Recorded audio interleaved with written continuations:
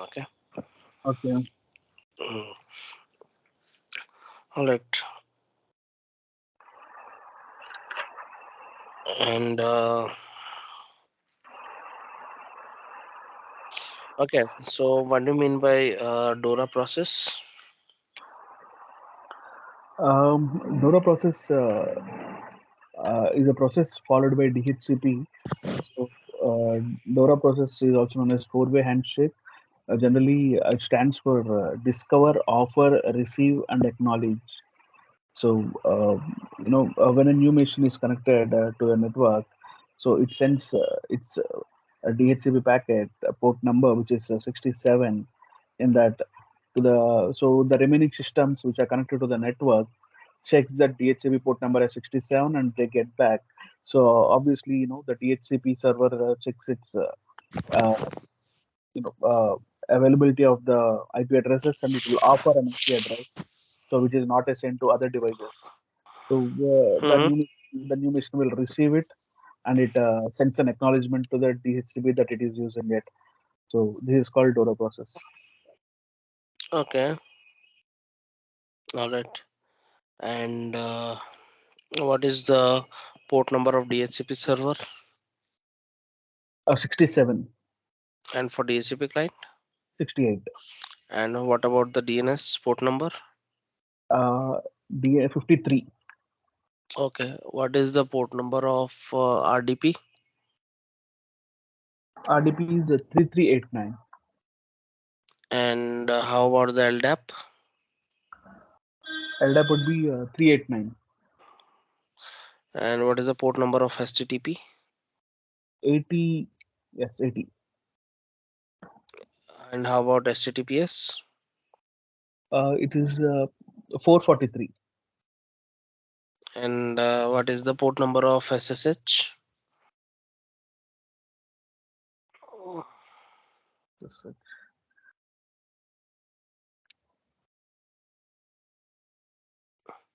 It's a 22. Okay. 22. Okay, yep. All right. So,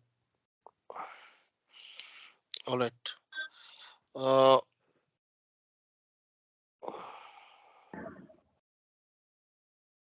okay. Good. Good, Harish. You prepared really well. So I'm happy about it. Okay. Mm, Try to answer the thing with more confidence. Okay. That is what okay. in some of the ways you were lacking. Okay, but you don't know, but don't say that you don't know, just say that I don't remember as of now. Just tell the Okay. same thing. Okay, for Azure and all the things we have already discussed. Okay, go with just refer our RODC details. I think I have shared this notes with you, right? AD notes and all. Yeah, AD notes you have shared with me. Yeah, it's some PPTs and AD notes, right? I have shared it Correct. with you. Yes. Okay, go through that. It's a quick thing. Okay, people would ask you what is a lingering object. Okay, in AD. Oh, Okay, lingering object is something the object which we deleted, but somewhere it will be stored. It's metadata will be stored. Okay, so that's about the lingering object.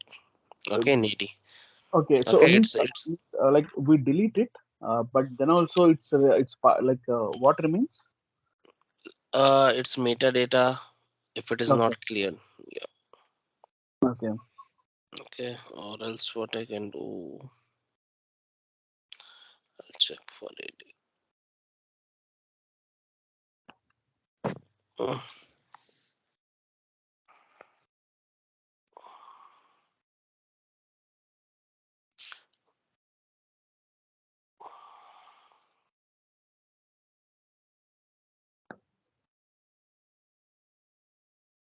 Uh, Gopal, just want to know.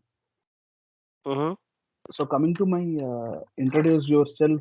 That short is okay, right? Like just Yeah, it's much better now. It's much very okay. much better. Yep. Okay.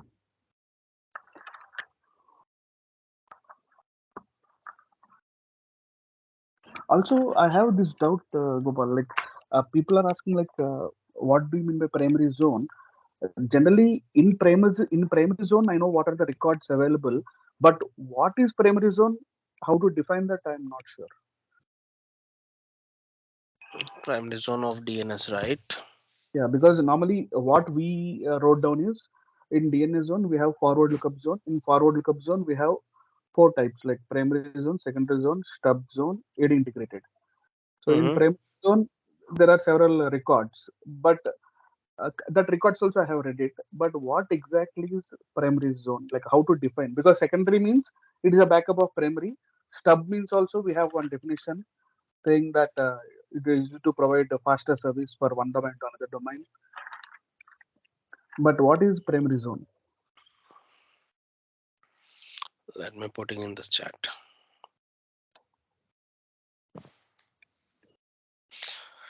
Okay, so generally the DNS server is hosting a primary zone. Is the primary so it's the primary source of information about the zone where it stores the zone data in a local file or in ATDS. Okay. Okay, and to create or edit or delete anything, so you must use the primary zone. Yeah. That's all. Done. Done. Let Okay. it be very simple. Let it be very simple. Okay, there is something called conditional forwarder and DNS forwarder. Okay, Okay. in DNS Uh-huh. Okay. we discuss about it if you remember. Uh, Okay, so don't worry. No need to panic. Conditional forward basically allow DNS requests between separate network. Okay, they are useful when domain need to access in each other networks. okay. Okay, and there is a difference between DNS forwarder and conditional forwarder. Let me tell you. See, conditional forwarders are created to enable your DNS server to forward requests to specific domain. Okay, Mm-hmm. okay, and a normal forwarder will forward your request to one or more DNS servers. Okay. Okay, uh, this is something that you need to remember. This is a typical interview question. Yeah, I will read that. Okay, go through that. It should be there in the document. If not, Google it. DNS and conditional forwarder. Okay, Okay, I will read it.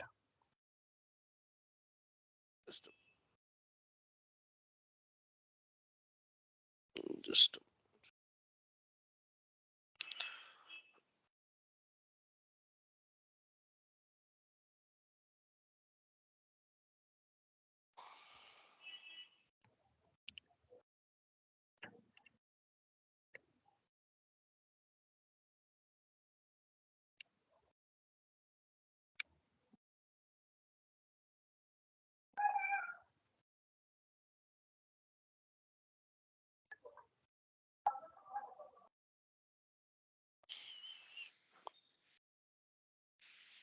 a secondary zone is nothing but it is having the copy of the primary zone.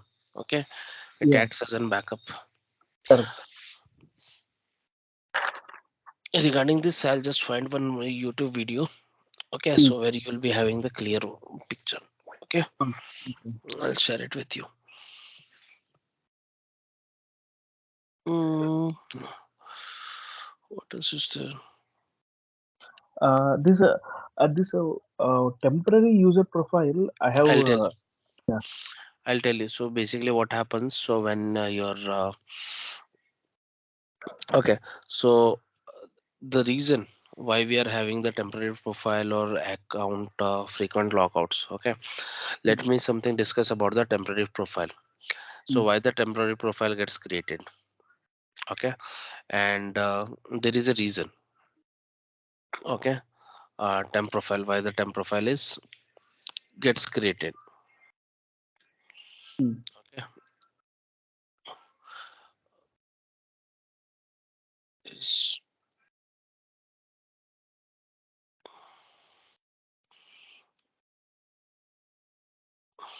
so what happens? So when temporary profile gets created each time, so there is an error that you will be getting. Okay, Mm. and will it will prevent you to log into the server. Okay. Okay, so any profile that you make, so it will be deleted. Okay, so what happens if any user account gets corrupted? Hmm. Okay, so that's when usually Windows will log in or sign in into temporary account. Hmm. Okay. Okay, because in normal profile, once it gets created, you can save the data and everything on your desktop. But when you log in with the temporary profile, you won't be seeing that. Okay. Okay, so in order to delete that one, in order to that's a troubleshooting step. Okay, so usually dot back files are basically dot back files is advised to delete, or else there is something called C users. Okay, you can navigate to the C users and then uh, and advise you to delete the temporary files and everything under this users. Okay, Hmm. and also his what do you call, just a moment. See, okay, you can rename the folder, actually rename the user folder.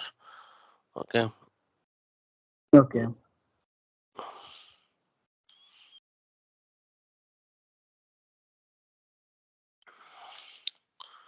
I'm sharing my screen, let me know once you see it. Okay.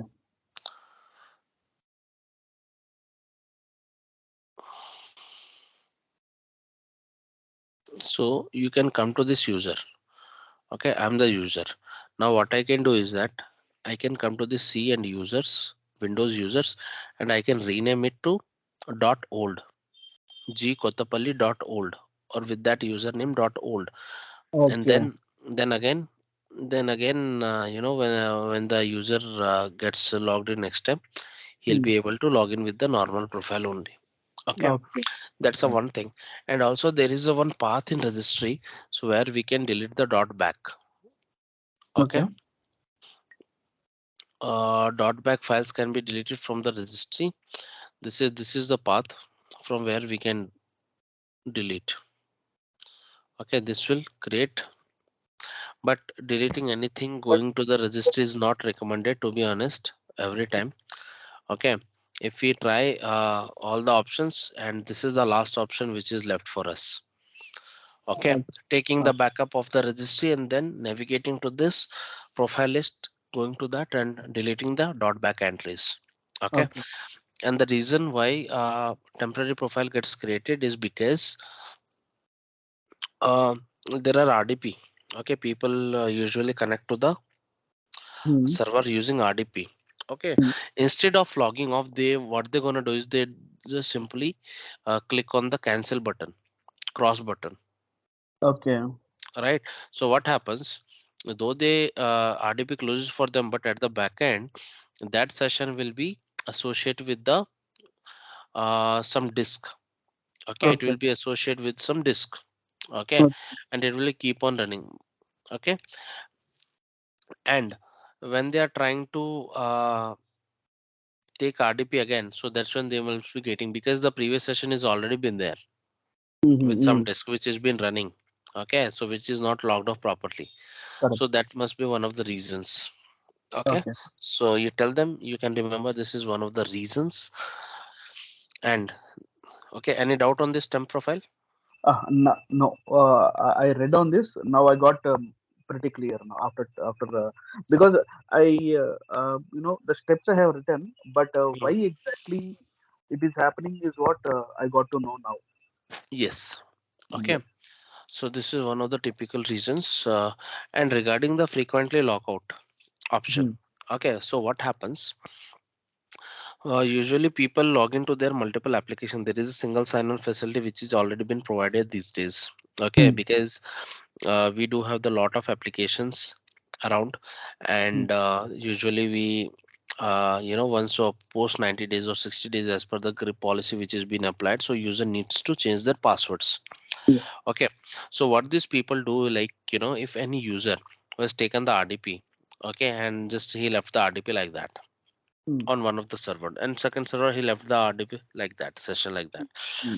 and now he got an pop-up stating to reset or change the password, and he changed the password, right? Hmm. Now in this scenario what happens, there is a session which is already been running with Correct. his old credentials.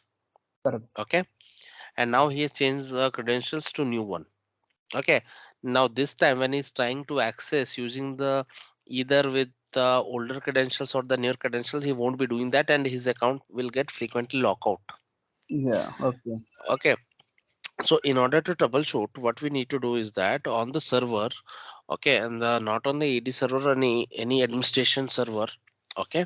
So what they need to do is like, there is a account lockout tool, free account lockout tool is there, Hmm. okay. So when we install that frequent account lockout, it will, and when we enter the user details, so it will give us the complete information to what all servers or the applications on which this person has logged in. So we need to log off completely from there using the account lockout tool, okay. So once Okay. it is been done, then we need to again check if the account is logged or not. If it is logged, then unlock it and then ask user to log in with his new credentials, Okay. and it would work, okay. And it is always advisable to do a log off of any RDP session, right? Hmm. So that's the thing. So when we stored anything, any application that we access, so and we changes it, okay, so usually we get a pop-up to update our password, right? Hmm. Yes. In the browser, in browser history, if you see that, our password will be restored, Correct. right? If we click on the save, if it is Hmm. not updated time to time as per the changes, then that's when this is one of the reasons. Yeah. Got it. Yeah, so that's the thing. Hmm. Okay. Hmm. Got it. Yes. Now Yes.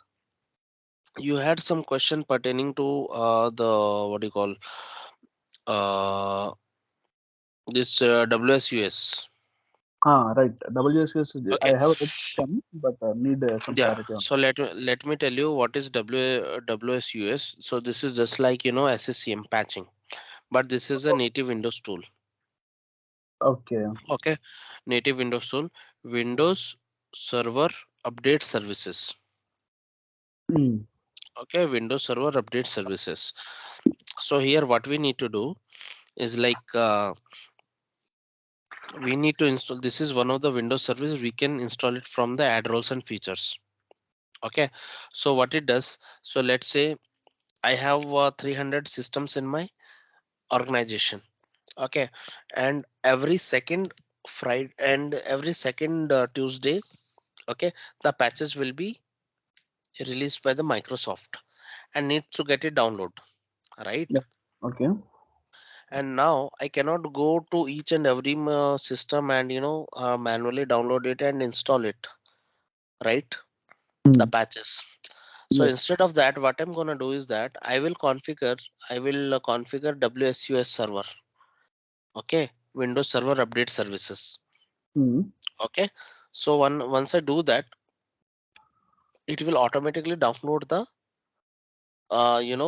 package. I would say this patches. Okay, we need to define a path and we need to provide the location and everything where this patches will be downloaded automatically. Okay. Okay, automatically from Microsoft catalog. Okay, Done. Hmm. so it will be downloaded automatically and that can be pushed going further. So what it will do is that it will save the bandwidth. Okay, it's Okay. just like SCCM. We need to download it Yes. at one place and from there we can push it. Okay, Hmm. so that's the thing about this, about WSUS. So nothing much will ask. Okay, no one will ask you much about it, WSUS and all. Okay, Okay. very few people So, ask. somewhere I saw this question. Actually, I Hmm. wanted to ask regarding so like how to migrate DC, like DC, because normally FSM roles I know, but somewhere they asked like uh, I'll just tell you 1 minute. Hmm. Um, How would you upgrade? mm, 1 minute. How How to migrate DC? Explain each step. So, migrate in the sense what? This is the transferring of the FSM roles only. So what you need to do is that you need to have, let's suppose you have a 2012 server and you want to upgrade your, okay, Okay, so there is something I discuss about it, but there is something I need to talk about the provisioning and decommissioning of the servers. So you can add this to your responsibility, provisioning of servers and decommissioning of the servers. Okay, Okay. Okay. provisioning in the sense deploying or the building a new server. Okay, so how will you do that? So you tell them that you will be provided with the FSL file system layout. Make a note of it. You Okay. will be provided with the FSL file system layout where you will be having the server name, what should be the server name and everything, right? As per the naming convention, the next server name details and all, and hardware requirements, CPU, RAM size and everything, what should be the system name and what should be it should be the part of and which network it should belong to and everything. All these systems will be provided to you. Okay. Okay. Once it is provided, tell them that you have a automation. Okay, so there is a automation between ServiceNow and VMware. Okay. Okay, and ServiceNow and VMware, you usually go to ServiceNow and we may provide the details over there as per this FSL, and this will be built automatically at the Okay. back end. Okay, it's gonna take 2 to 3 hours. It's gonna take. It will be built at the back end automatically. If there are any errors, we need to troubleshoot accordingly. Okay, Okay. tell them there is an integration between VMware and ServiceNow. Because Hmm. if someone asks you a Windows server, so where exactly you are managing the Windows server, tell them that you are managing on the VMware. Okay. Okay, don't tell that no one is using the physical. Very few people are using the physical server. Okay, tell them that these servers are hosted on the VMware. If any issues comes on the VMware side, we have the VMware team who troubleshoot the issues.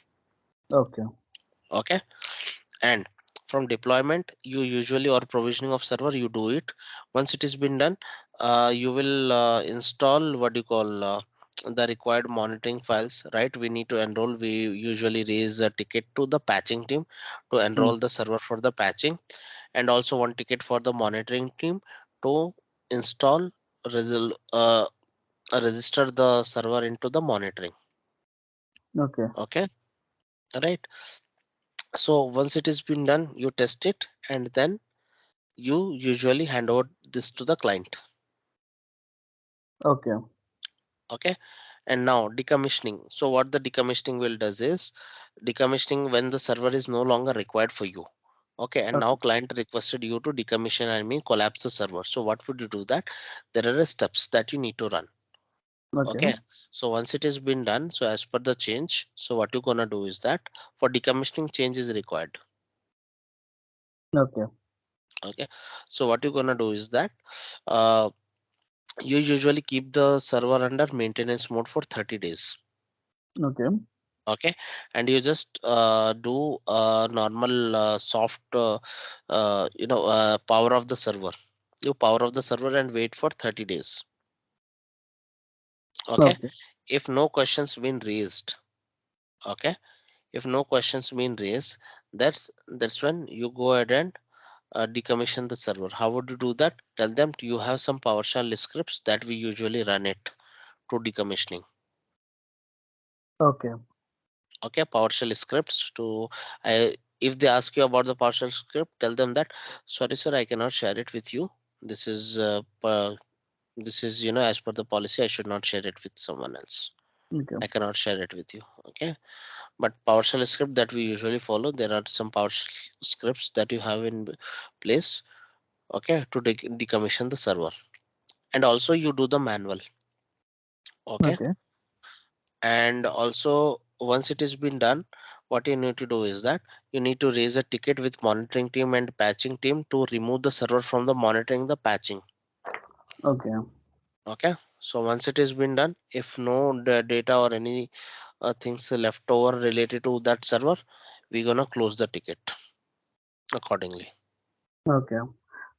uh, okay, tell them that you take the full backup of the server as well before you proceed with the decommissioning. Hmm. Hmm. Okay, Okay.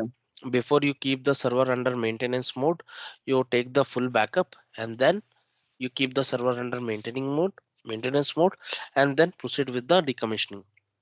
Okay, this is the Okay. provisioning and decommissioning. Done. Done. Okay.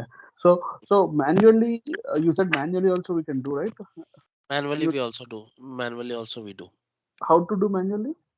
Manually we just go to the VMware tool and from there we need to delete the things and all. Okay. Okay. Okay. Okay. So that's the thing. So tell them that there is a PowerShell script that you usually use to decommissioning the server. Okay. Okay. Done. Done. Got it. This is a provisioning and decommissioning. Now you have a doubt how to upgrade your server, not migrate. Upgrade your server from 2000 AD server from 2012 to 2016. Huh. Yeah. Let's suppose. So what you're gonna do is that let's suppose you have a server of 2012. Okay. So there are something called the function levels and everything at the time of installation of AD. If you do Mm. remember. Okay. Yeah. Yeah. There are So some steps. function levels, right? So what you domain levels and function levels you have that you select. So what you need to do is that let's suppose you have a 2012 server. Okay, 2012 server and you want to upgrade it to 2016. Your voice You is can not have audible. in 2012 AD server. Just a moment.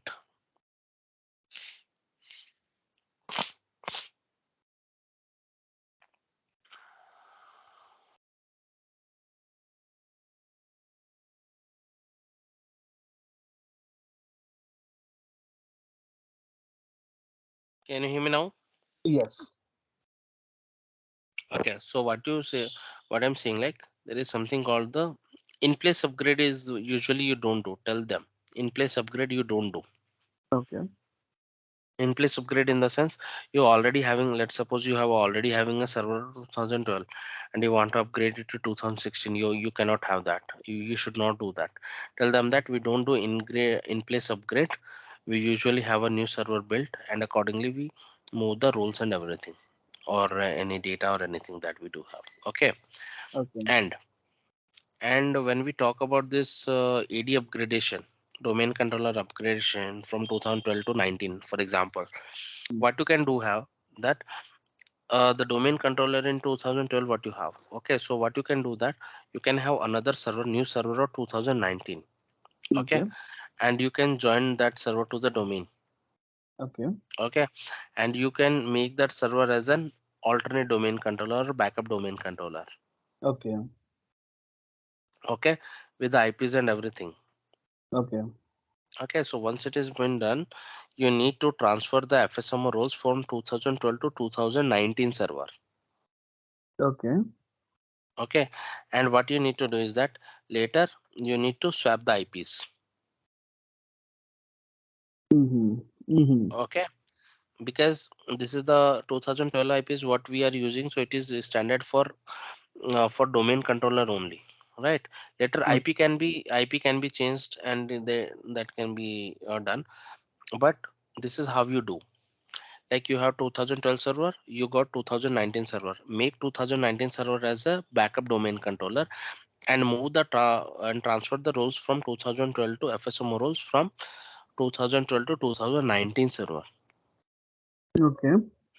Okay, so once it has been done, okay, so once it has been done, then you can follow with what you call the decommissioning of the 2012 server.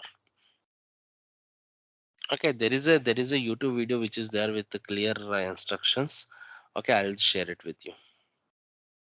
Yeah. Okay. Okay, okay, so one thing, and then you have something called AD backup restoration.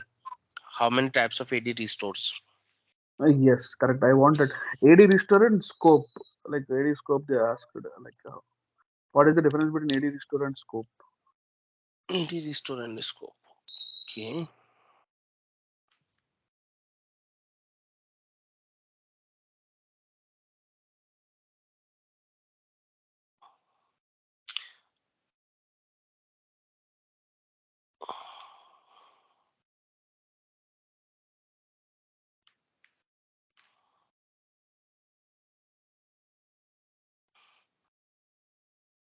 there would be.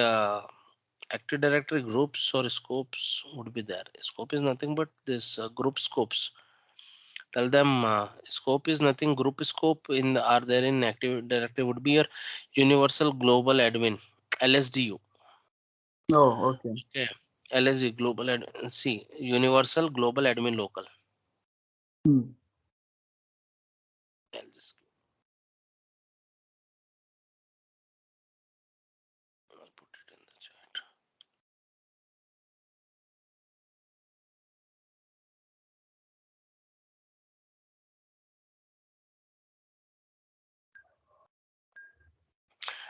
And how about the Prashant?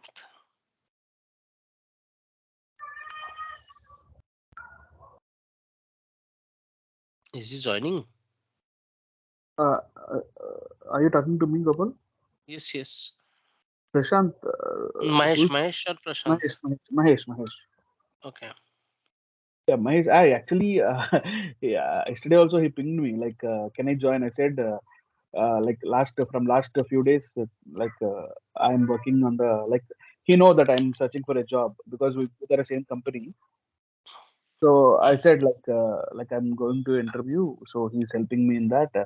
So right now Azure class is not being going down. So from Tuesday or from Wednesday, hopefully it will restore. I said to him.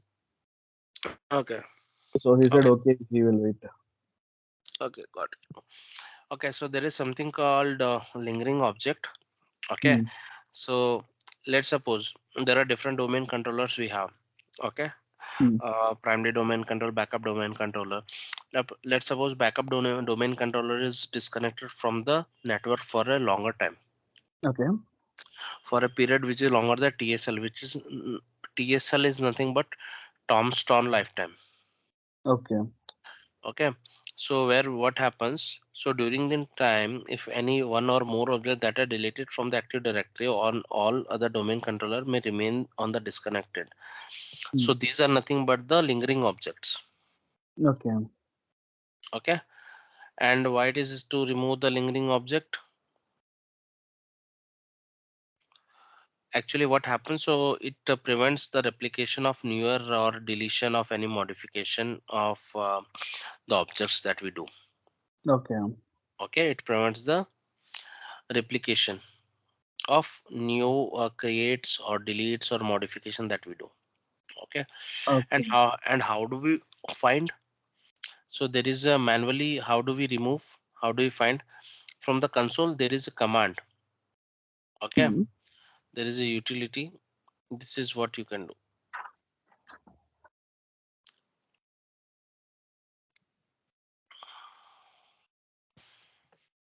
You'll find this all this in my notes, AD notes. Hmm. And Yep. how do you find? Because event ID 1988 is gets generated when there is a lingering object 1388 or 1988. Okay.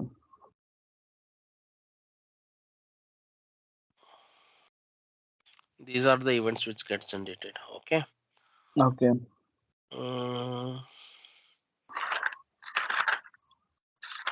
And I want just these definitions, Gopal. DNS queries, recursive, iterative, non-recursive. So recursive in the sense it will it will rotate till the IP address is found. I didn't get you. No, DNS queries, like this recursive, iterative, non-recursive DNS queries are there. Okay. So what exactly is mean by recursive and iterative?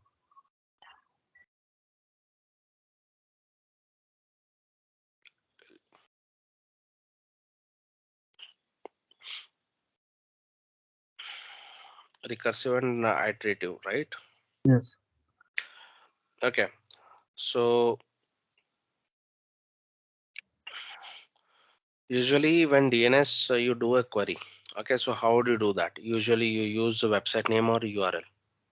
Hmm. Okay. So what happens? So with this query type, the DNS server does not fetch the complete answer of the query. Okay, Okay. so it provide a referral to the other DNS server. So this is nothing but iterative query. Okay. Okay, so when we see, when we are accessing a server, or when we are trying to access a website or something, so DNS don't do the DNS, all the DNS doesn't have the information. Okay, Hmm. so what it will do is that it will forward that request to a respective DNS to fetch the complete information. It provide the referral. Okay. Okay, so that's nothing but iterative DNS query. If Okay. you don't know anything, so you will forward it to someone else, you will ask someone else, so that's nothing but iterative query. Okay, Okay.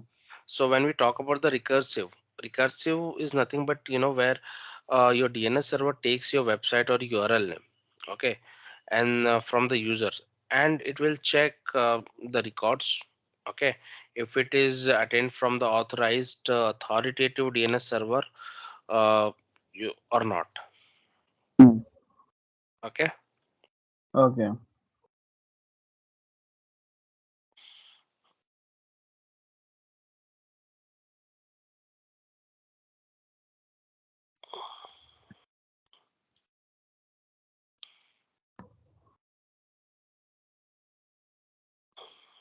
Mhm.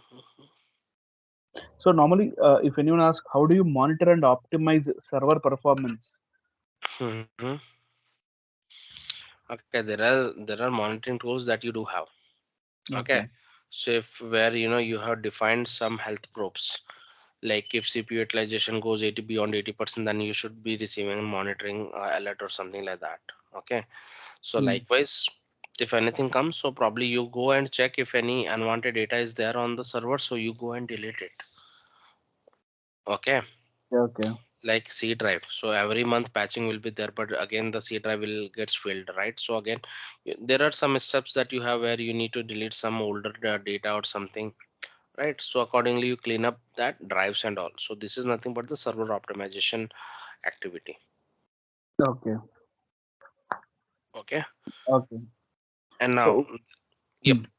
please. What is RAID in server? RAID. Does this It's a these questions ask? no, it's very rare. Yeah. Okay. A redundant area of independent disk. Okay. Okay, actually what is happening, this RAID is nothing but basically what it does is like it's a data storage virtualization technology. Okay, so what it does is that it combines the multiple hard disk drive into a single logical unit. Okay, Okay. to provide the faster performance or better hardware. Oh. Okay, Okay. so that's all. Tell them you didn't get a chance to work on that, but this is what you are aware of. Okay. And last, Gopal. So I don't know if this question, because when I was searched in Google, it came across how to assign NTFS permissions. How to? How to assign NTFS permissions. Okay, NDFS permission. So what you can do is just TFS permission. I'll just check for some steps.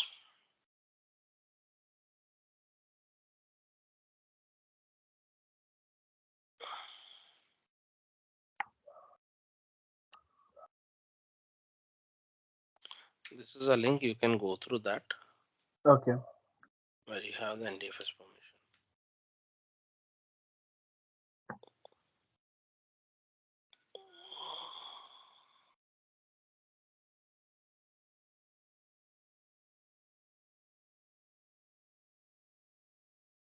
And can we transfer or seize FSMO roles through GUI?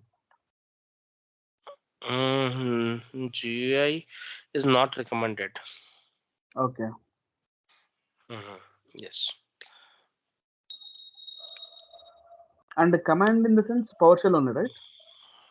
Or different? PowerShell. Only Okay. PowerShell command. It's a PowerShell command. Normal command prompt that you need to do is using NTDS utility tool. And how to perform metadata cleaning? I shared link on that. You know, metadata cleanup. Yeah. If you remember. Yeah, yes, I remember. Metadata cleanup I shared on that day.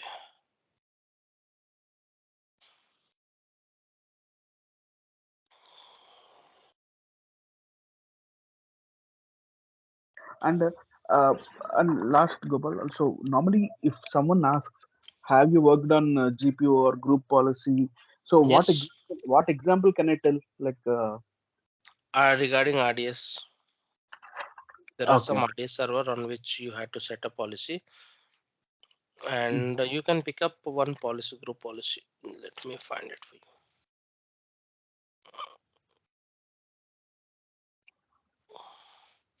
They will ask you the policy, but they won't ask you exact policy. Group Okay. policy for password expiration.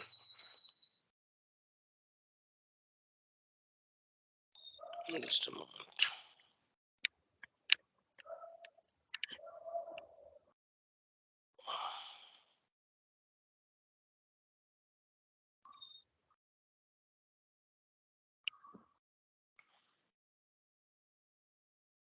This is the one. This, this is the one which you set. Mention that. Okay. And I'm just sharing the link. Go through that link. Huh? Don't miss it. No, today I will do it. Yeah.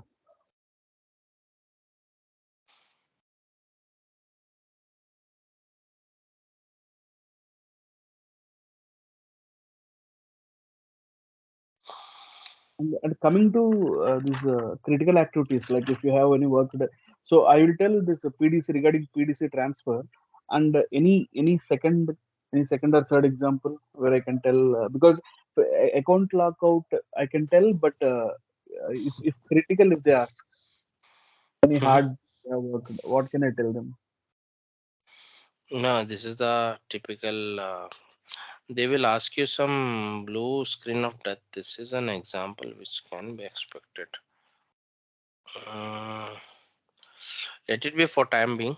Okay, time being what I have told you, just go through that. Okay, don't go in a much information thing, because what happens, so you'll get confused. Okay, Yes, so as your first interview on Windows, so just attend this one. Okay, sure, sure. so tell them that this is the GPU which you set it for the remote desktop. Ideal timeout. Okay. Okay. And in the interview questions which I shared, the last ninth one. So how to resolve in production level without impact on business? So Which one? generally, like they did not mention anything there. Just a small question they have sent. How to resolve in production level without impact on business? What So what they want to resolve, and what uh, is the issue? yeah, that they did not mention. Either the question is not complete. Correct. Hmm. So without having, we cannot answer that one.